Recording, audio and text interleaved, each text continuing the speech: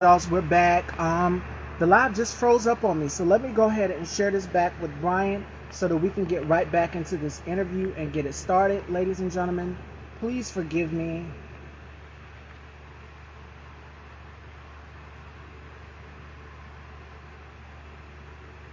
Give it a second.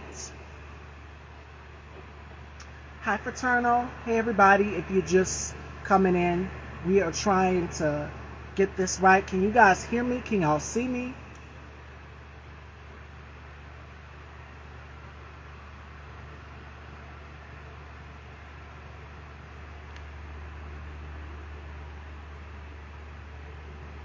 I'm just making sure that you guys can y'all hear me? Can y'all see me? Because I literally had to start a new live again because it was acting crazy. So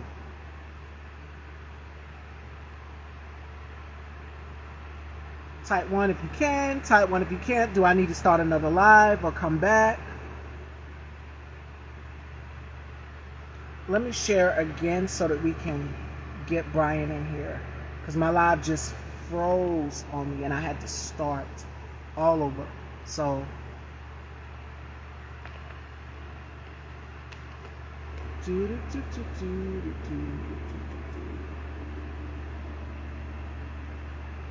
all right, there's Brian. Let me try to add him back, ladies and gentlemen.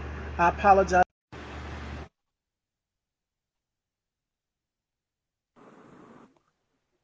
All right. All right, can you hear me and see me? Perfect. I can hear you and see you. Can you hear me and see me? Yes, I can hear you. Perfect. All right, let's get into this interview, ladies and gentlemen. Welcome to the Dollhouse, Brian. It's such a pleasure to have you here. Thank you. I'm glad to be here as well. All right, so before we get into this interview, how's your 2022 been? Because we've had so many ups and downs with this pandemic, and it seems like it's never ending. So, how's your 2022 been for you thus far? 2022 has been okay health wise.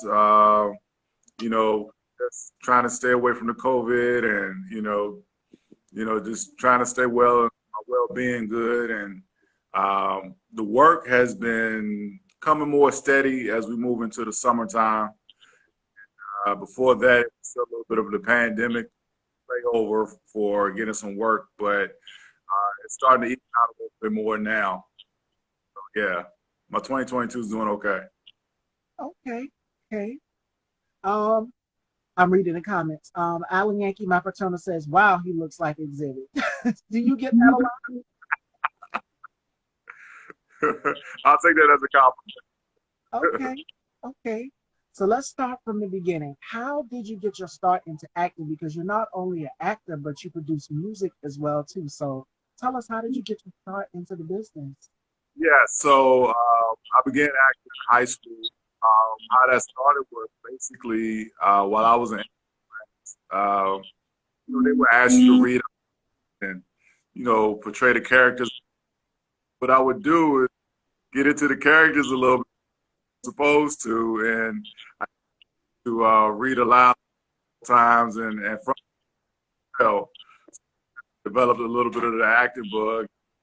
Then one time, my 11th grade, he was like, "Look, do something with this. There's an audition at the high school, which at the time was crime solvers, whatever. High school was just for the county, and then I actually landed. That's kind of how I got it, and that was at like, so I've been at it for like a little bit, at least 24 years now. Wow. So you've been in the game for a minute. A little bit, yeah. Professionally as a union actor since 2016. But I actually worked as an actor for, gosh, it's been 14 years and I've been 24 for about 10 years, and been doing it that way. So, Wow. So who's some of your acting inspiration? Like, who's some of your favorite actors that you look up to? If that there's any that you would like to work with, who's some that come to mind? I look up to David Hasberg. He used to be on, what is that show? Gosh. I don't want to say 24, but it was one of those shows where he was an Army major, and he led his crew each week doing assignments and stuff. But he does the Allstate commercials. Dennis That's Hayes. Gotcha. yeah, he does the Allstate. Mm-hmm.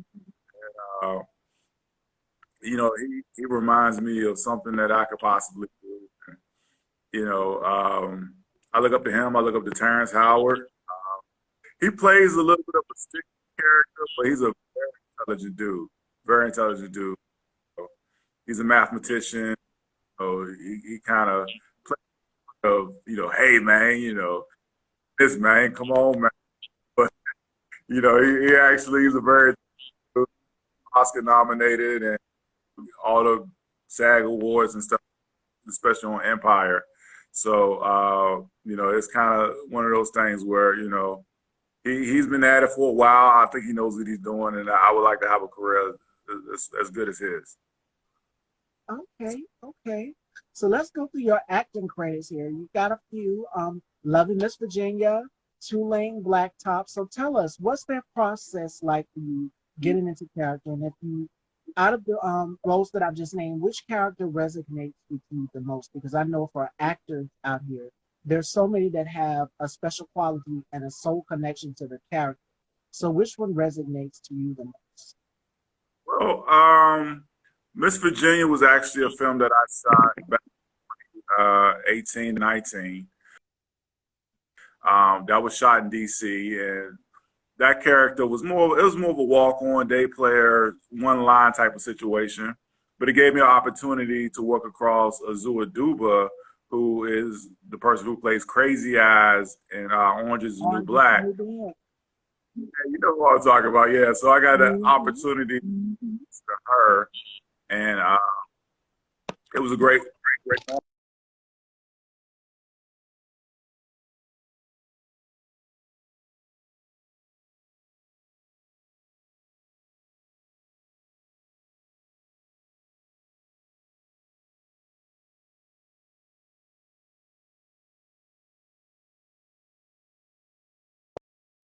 And we're back, ladies and gentlemen. Went out for a sec. I was saying, has she given you any advice along the way? I personally haven't gotten a lot of advice from her, but she was very cordial and very actor friendly. She basically, gave me my opportunity and space to play opposite of her. Some actors they go all in on you, and they don't give you any breathing room, and it makes it difficult for a newbie to actually, deliver their lines properly. But she gave me plenty of space and plenty of opportunity to actually do what I was supposed to do. So yeah, that was one of those roles where I really enjoyed. You can actually catch it on Netflix now as well, Miss Virginia. So and as far as Two-Lane Blacktop, that's an opportunity that I was given. I actually auditioned for that one last year. They haven't begun production on it, but it has a $35 million budget. They have Pitbull in it. And they also actually have a couple of other named stars that they want to start filming that out in the West Coast. So that'll be a great opportunity. And I have a supporting role in scene opposite of Pitbull once we get started filming. So that's one of those things that I'm looking forward to as well. So yeah, it's one of those things. And speaking of Pitbull, let's venture right off into it because you must have been reading my mind. That's actually where I was going to go next. Music. Where did this love for music? Did you get bit by the music, or did you always knew, okay, I want to act and I want to do music as well? To your music producer, you've worked with KK Box. So tell us a little bit about that. Getting into the music. Yeah, so that actually started too as well as in high school. Just doing downtime in class, writing lyrics in my notebook, just, sharing it with my friends. And it was like, hey, look, man, that's dope. Go after it. And this was pre-internet. I mean, yeah, pre-internet. So this was still in the 90s when I was in high school. So it was an opportunity to see how I could flesh out some of these lyrics And I started pursuing it, and I cut my first demo back in 2003. And yeah, it's been a minute. I got my first demo in 2003. And, I had a mentor at the time named John Condrone, rest in peace. He passed away from COVID recently. He was in Nashville and actually allowed me to work with him. He had #1 records and songs with Tim McGraw and, had placements on television and things of that nature. So I actually got my feet wet with him. And then basically I just started continuing to write, got better. I've written over 400 songs at that time. By the time I was ready to actually pursue a publishing deal, yeah, I just cranked them out. You gotta get them out of your system, as they say, to get better. And by the time I was ready for a publishing deal, we had an opportunity to go with BMG, but some things didn't work out at the time. So, but nonetheless, I was writing, and I've been writing.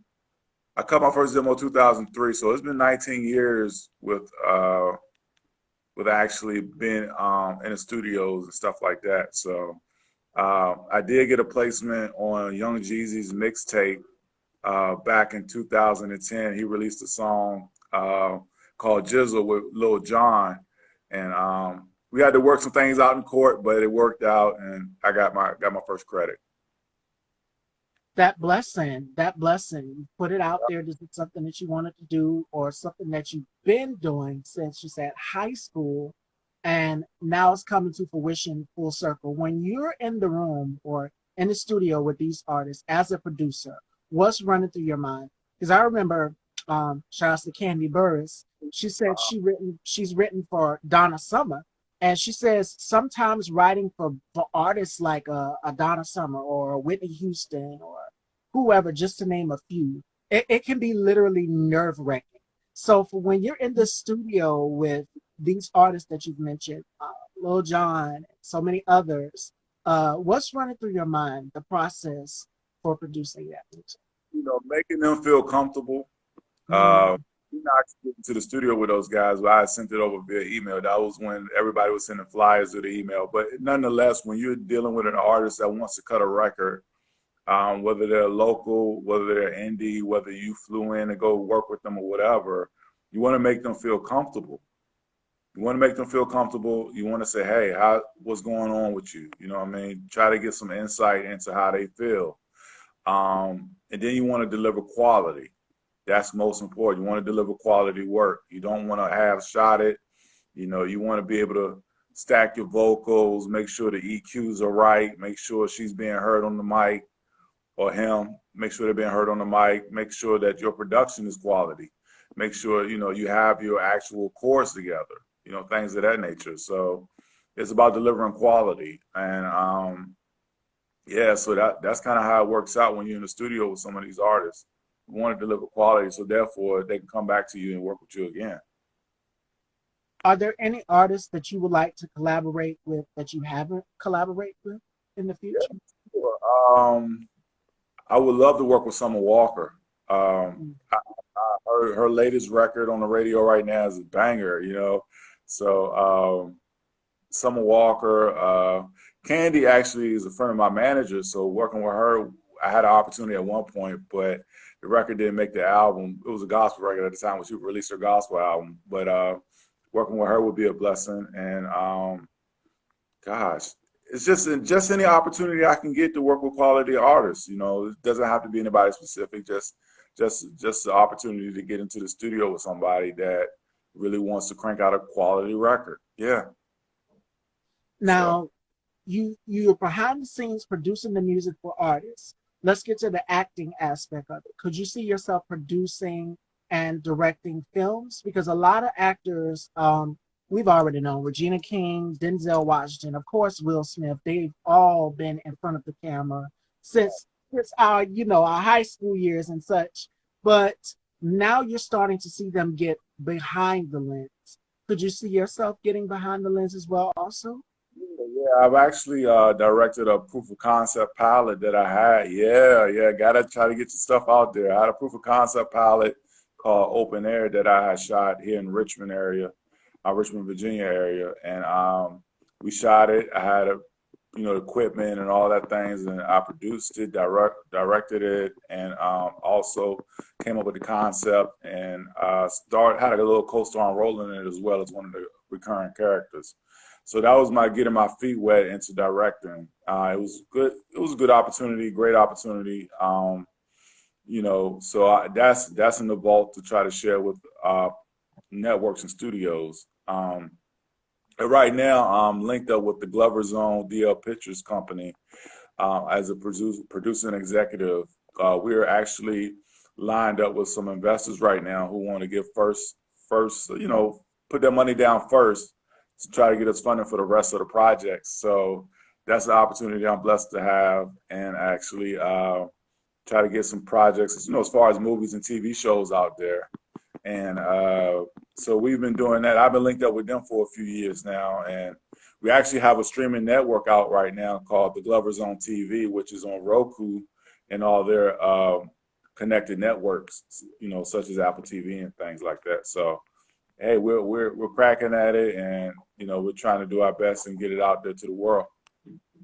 Okay, so it's more and more to come in the future. Definitely, definitely. So we've covered the acting aspects. Are there any other lanes and avenues that you would like to explore as well too? Artist management, maybe?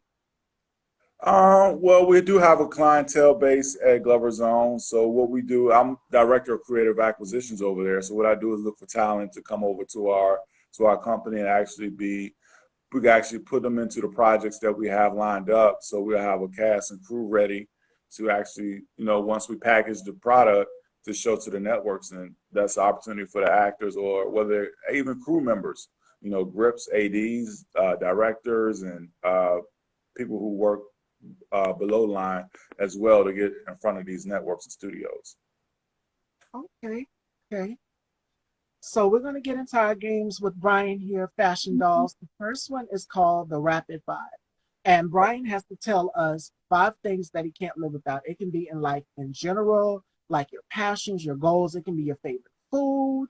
It can be your favorite type of car, whatever you like that is your top 5 favorite. It has to go in. And then we're going to turn the tables. And this is where my guests get to ask me questions, whatever they want to know about myself. And this is for the new viewers out there who don't know a whole lot about Miss Stevie or my passions, my goals, my dreams, my visions, or whatever it is. They can get to ask as many questions as they like. So we're going to start off with the Rapid Five. What are 5 things that Bryant can't live without? Well, you said, what are the 5 things I'm passionate about? 5 things you can't live without. 5 things I can't live without. Gosh. My phone, my car keys,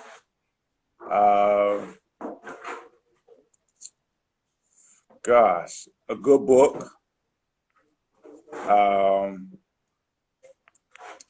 jeez, you got me stumped. But so, gosh, and here's some hygiene stuff, some deodorant, because you can't go around funky. And also, I would have to say my hairbrush. Okay, that's 5. That is 5. All right, Fashion Dolls. It is time to turn those tables. And this is for my new viewers out here. So you guys who don't know a whole lot about me, the hostess, you get to know a little bit about me through this questionnaire. So I don't know what my guest here, Brian, he's going to ask me. So I'm super nervous. My heart is beating fast. So I am going to pass it on down to Brian. Thank you. Okay. What are 5 things you must have when you go on vacation? 5 things I must have when I'm on vacation. Okay. I would have to say my phone, because I'm always looking up things, always putting in appointments, meetings, different things like that into my phone. Number 2, I would have to say if I'm going to someplace like a beach or something, we got to protect the melanin. As you can see, I got my skin all out today. So sunscreen is a must. Definitely a nice book, because I'm a bookhead myself. I love to read. I'm always in a book. Lots of water. Lots of water, especially if you're traveling during the summer months. We have to stay hydrated, because this to me, and I said this to one of my guests just last week, this to me has been the hottest summer ever. We never imagined it to be this hot. Like, my God, the temperature is going up and up. So lots of water. Um, Another thing that I would have to have a friend or somebody to go with me. I don't like, going alone. So I would probably have to bring a tag along, a friend or somebody. Yeah. All right, that sounds cool. All right. All right, fashion dolls. If we don't have any more questions, I think this wraps up the turn the table segment with Brian. And you guys got to see his rapid fire, the top five things that he can't live without. So for you, what can the world, my last two questions for you are, what can the world expect from Brian Smith in the future? Will there be more roles? Will there be more music? Because I'm pretty sure you got something up under your sleeve. More roles, more production, more producing behind the scenes, probably more music being released with indie artists, and hopefully a publishing deal once I get my stuff squared away with the music publishing. So those are three things they have to look forward to from me. Look, I'm 40 years young. I'm not done. I'm still out here in the game. It doesn't mean you have to quit just because you get older. Hey, just seek out any opportunities you can to work. If you are going through a dry spell like early 2022 was for me, just keep cracking at it. Right now, I'm doing a movie called Suspended Disbelief that's shooting right here in Richmond. Yeah, it's an indie production. I just finished shooting a pilot here in Richmond as well, a proof of concept called Mr. Evans that we filmed last year, that was screened at the Richmond International Film Festival. So we're trying to sell that right now. I had a recurring role in that. Also I have a book out. I read. So that's called Satan Can't Stop God's Chosen. You can find it at .com, online, anywhere that book sales are available, like Barnes and Noble as well, online. So, hey man, just keep at it if you're out there with goals and dreams, and, just make it happen. So My last question for you is, and then we're going to wrap up here, is what advice would you give to someone who's looking to get into the music business, do music production, not typically be an artist, but follow in your footsteps, do like music production, behind the scenes working with artists? What advice would you give? yes, practice. Mm. Get out there as well as network. And, when I say practice, get out all the bad songs that you have in your system.